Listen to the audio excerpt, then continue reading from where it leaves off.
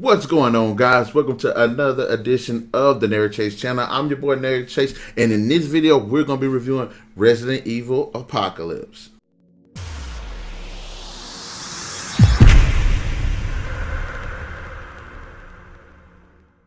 Now, Resident Evil Apocalypse is the second installment in the Resident Evil film series. The story essentially follows Alice, who's trying to escape Raccoon City after the T-Virus has just ravaged it, unleashing all types of holy hell and turning its citizens into zombies. Now, there is a question as to whether the film series actually warranted a sequel, and based off what was going on and shown at the end of the first film, I didn't mind a sequel, and honestly, I do find that this movie to be very entertaining, but that's not to say that it doesn't have its own flaws. Now, the story is pretty straightforward. Yes, Alice is in the city now that's filled with zombies and she's trying to escape. There are other survivors and they all band together and try to make the best of this situation while being pursued by the badass Nemesis.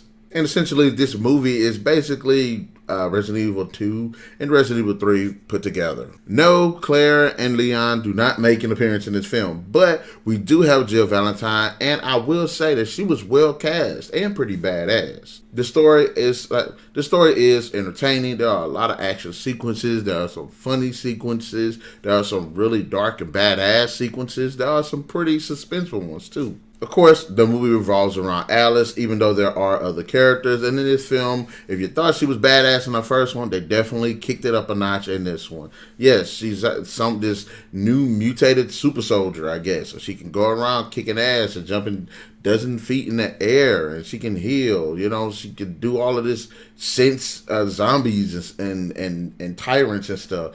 She just all badass at this point. And she just keep getting just more badass throughout the rest of the movie.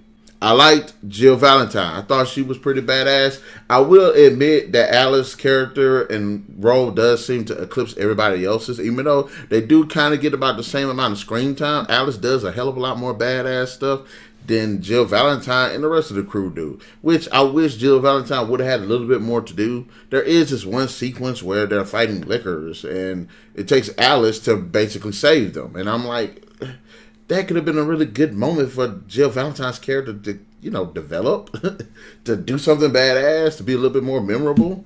But I will say, when they cast Sienna Guillory as Jill Valentine, they did a effing awesome job. Mike Epps is in the film. I don't like Mike Epps, but the dude was hilarious in this one. I had to give him a pass. I loved all of his scenes. I loved just with the dialogue. I loved the way he just kind of carried himself. Mike Epps just killed the role in this movie. Milla Jovovich, awesome actress, great with action. She does a fantastic job. She's sexy. Sienna Guillory is sexy. Both of these women are beautiful, and I love just the way that they just present this in this film. Visually, the movie does look good. There are some moments where things could be a little bit better. The zombie makeup designs look pretty cool. The way the city looks, it's desolate. There's destruction, decay, loose paper flying everywhere, messed up cars, just very dark. I like the direction that the atmosphere.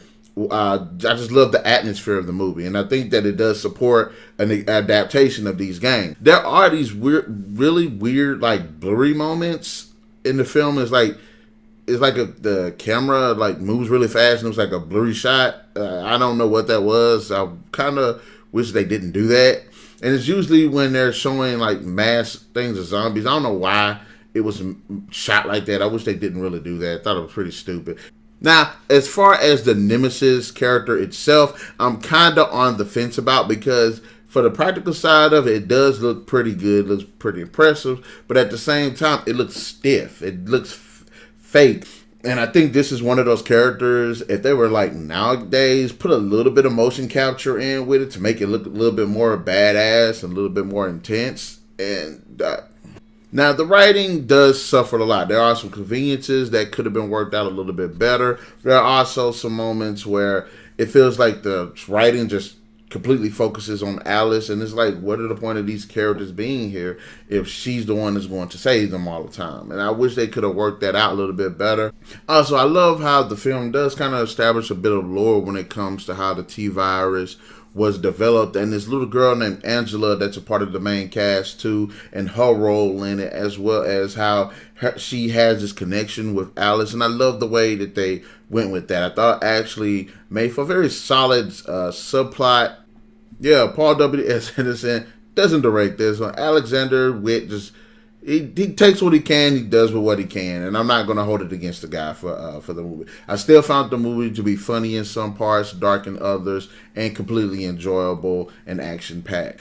Yes, the story really isn't original, and a lot of the source material, they take a lot of liberties. Most of the characters do feel useless because the script is so centered around Alice's character. But having said that, yes, we get good performances. The action is pretty good, and the soundtrack, of course, was just completely badass. Resident Evil Apocalypse deserves 3 out of 5. So guys, in the comment section below, let me know, what are your thoughts on this review, and what are your thoughts on Resident Evil Apocalypse? Is it a good movie? And also be sure to hit that like, share, subscribe, and that notification button to get the best of what's going on here on the Narik channel.